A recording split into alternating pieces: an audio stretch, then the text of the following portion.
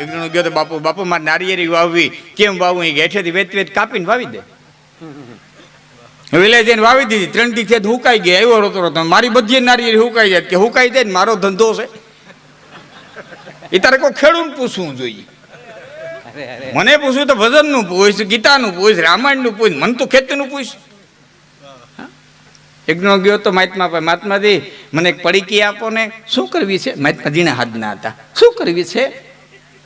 મહાત્માજી મારા ઘરના કયું નથી કરતા, એ જરા કયું કરે નહીં, પડીકી દો. અને મહાત્માએ ચેપીઓ લીધી. ऐसी पड़ीकी होती है ऐसी होती नहीं इधर होता.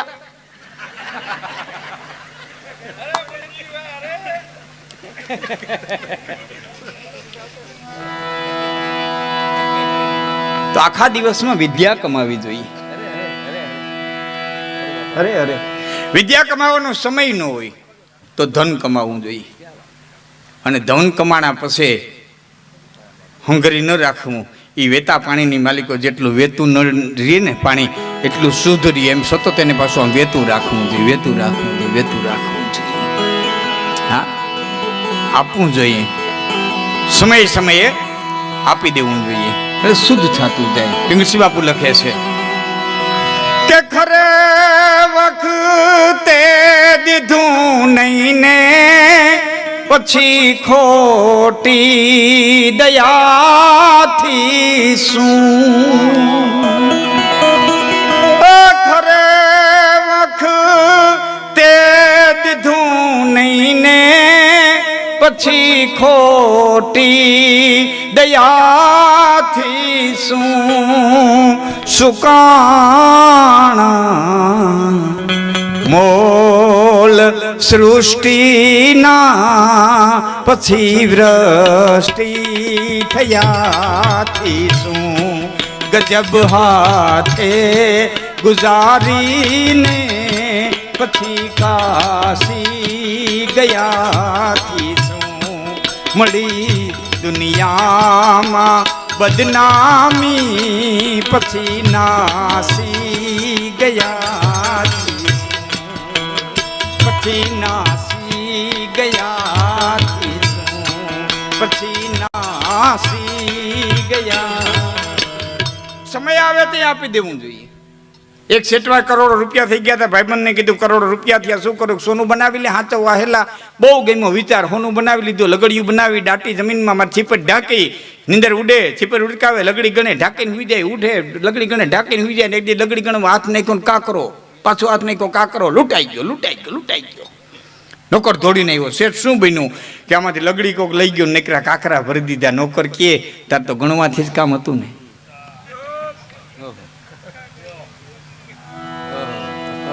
બધાનું સમજાણું તો વાંધો નહીં.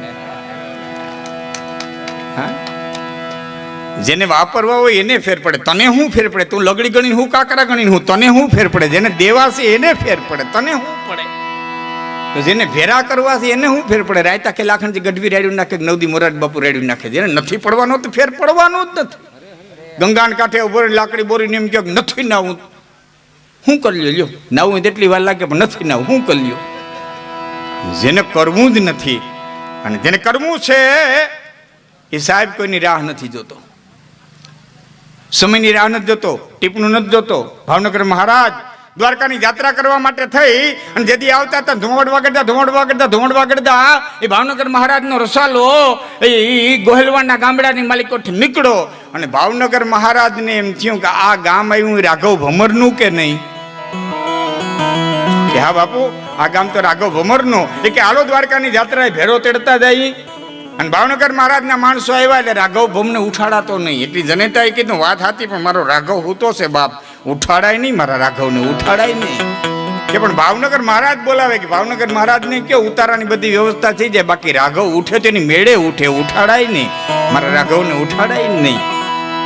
અને એ આડાભીડા દીદી જાય ગયો. ટૂંકમાં વાત કરી, ભાવનગરના રસાલા ભેરો દ્વારકા આવ્યા, આખો સંઘ દ્વારકા આવ્યા. પછી ભાવનગર મહારાજે એટલું જ કીધું કે ગોમતીજીની માલિકોર પેલો ધુબાકો, પેલો સ્નાન ઈ કરે કે જેને દ્વારકાની 84 કરવી હોય, દ્વારકાના બ્રાહ્મણોને જમાડવા હોય, એ પેલો ધુબાકો મારે. બીજા કોઈ પોતિયા વારતા હતા ને કોઈ હજી પોતાના રસાલાની માલિકોથી પોતિયા કાઢતા હતા ને રાઘવ ભમરે લુગડા ખોતો ઠેકડો માર્યો. ભાવનગર મહારાજે કીધું હા રાઘવ કે બાપા લુગડા કાઢવા જાય ને પોતિયા વારવા જાય તો બહુ વાર થઈ જાય, દાન દેવું તો તરત. જેને દેવું છે ને એ તો હોડ કરે, એને દેવું છે ને એ તો મોરથી હોડ કરે. હું મોરે આપી દઉં. તો આખા દિવસની માલિક વિદ્યા કમાવી જોઈએ. વિદ્યા કમાવાનો સમય ન હોય તો ધન કમાવવું જોઈએ, પછી વાપરવું જોઈએ. છેલ્લી વાત કે ધન કમાવાનો સમય ન હોય. મારી ઉંમરે પહોંચી ગયા હોય, હું દાના મામાની વાત કરતો થોડીક વાર બેઠા હતા. હું મામા હવે તમે છે ને આ ઓહિલો કરીએ, અમે તો હવે આ ઓહિલો કરીએ. આ ઓહિલો કરતા કરતા બાપુ જીવનદા બાપુ નાથ બાપુ આ ઓહિલો કરતા કરતા ક્યાંક હાર જડી જાય તો વાંધો નહીં, બીડી બાકમાંથી ઓહિલો જાય નહીં, બીડી બાકમાંથી જાય નહીં. પણ ધન કમાવાનો સમય નથી રહ્યો. તું શું કરવું? જાદીન વિદ્યા ધન અરુ. ધન કમાવાનો સમય નથી, વિદ્યા કમાવાનો સમય નથી. તો કે તો જગતના પટમાંથી કંઈક સારું કાર્ય કરીને જહ કમાઈ લેવો જોઈએ, જહ કમાઈ લેવું જોઈએ, કમાઈ લેવું કાંઈક એવું કાર્ય કરી દેવું જોઈએ જેથી જહ મળી જાય.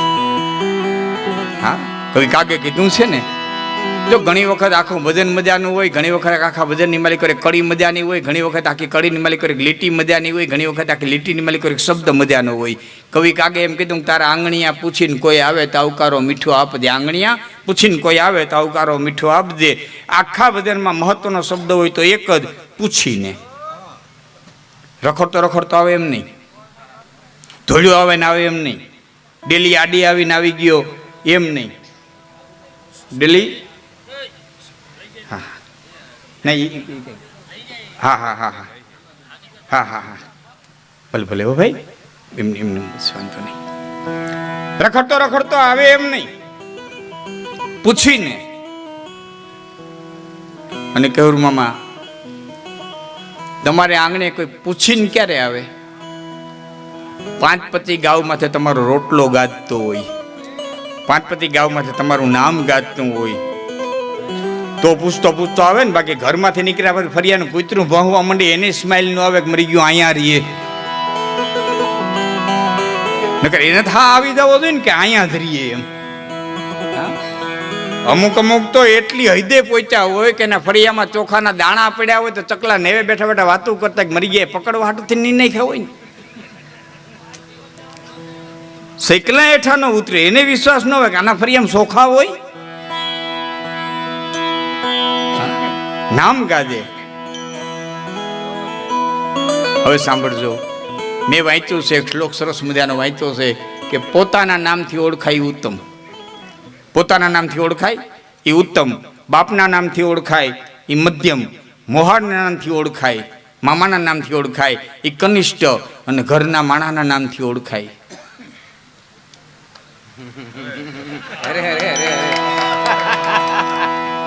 પછી તો શાસ્ત્ર પાસે શબ્દ નથી, એને અધમાધમ લખવું પડ્યું. ગામમાં ઘેર્યા પછી કેવું પડે પભીનો વર ક્યાં રહીએ? તઈ કો ઘર દેખાડે.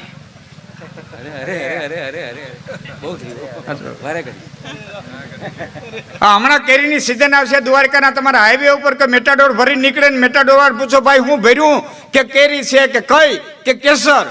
પછી હામા વાળો પૂછે નહીં ક્યાંથી લીધી, નક્કી કરી લે કા વંથલીની છે ને કા તાલાળાની છે, કા વંથલીની છે કા તાલાળાની છે. વંથલીની તાલાળાની કેસર કેરી મુંબઈના જાપા સુધી વખણાતી હોય, મવાની ડુંગળી વખણાતી હોય, હળવદનો પાણો વખણાતો હોય, ધાંગધ્રાની ઘંટી વખણાતી હોય, ચણા આપણા, લોટ આપણો, મીઠું આપણું, ઝારો આપણો, બકડીયું આપણું, લાકડા આપણી, ચૂલ આપણી બનાવ્યા હોય લાંબાના પાદરીમાં છતાં 5 રૂપિયા દઈને છોકરાને દુકાને મોકલી એટલે એમ કંઈક ભાવનગરી લઈ આવજે. નકર ગાંઠિયામાં રામ ભાવનગરનું મીઠું ન હોય. રાતના ઝૂંપડામાં પડીકું છૂટે તો એમ કે ભાવનગરી છે, અને કરોડોપતિના બંગલામાં પડીકું છૂટે તો એમ કે આ ભાવનગરી છે. તો ભાવનગરના ગાંઠિયા વખણાય, મોવાનું ડુંગરું વખણાય, અને બહુનામ જન્માના અનેક જન્મને અંતે મનુષ્ય દેહ મળ્યો. અને ગામમાં સાપકા જેટલું છોકરું ઓળખે નહીં, 3 પેઢીઓના નામ જે તે ભાઈનું ઘર જડે. શું જીવન જીવી ગયા, શું જીવન જીવી ગયા.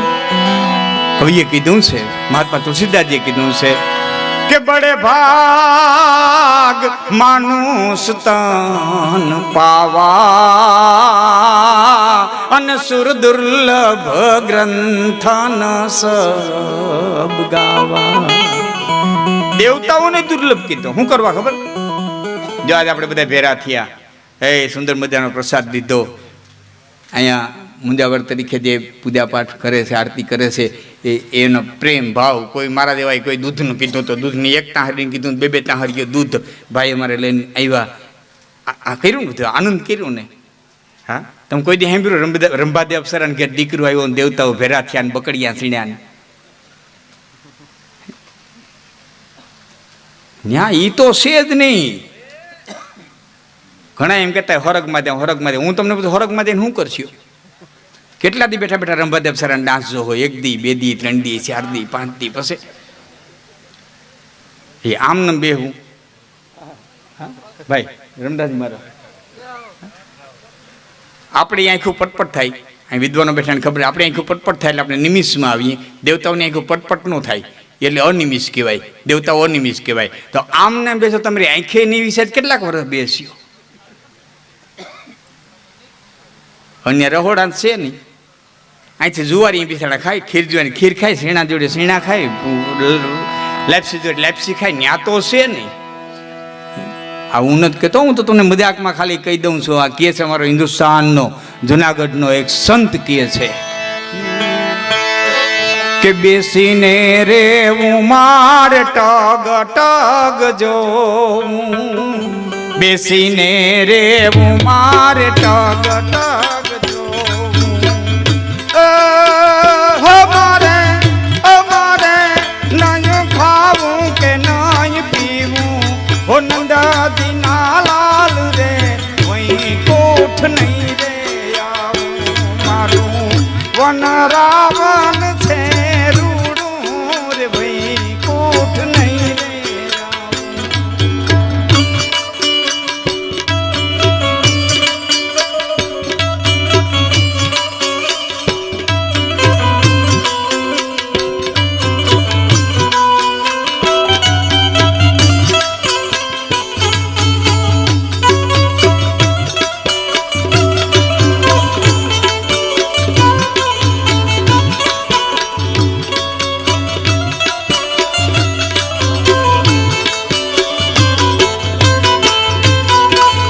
સ્વર્ગના લોક તો છે યતિ કુડા, સ્વર્ગના લોક તો છે યતિ કુડા. દગાબાજ છે. સ્વર્ગના લોક તો છે યતિ કુડા.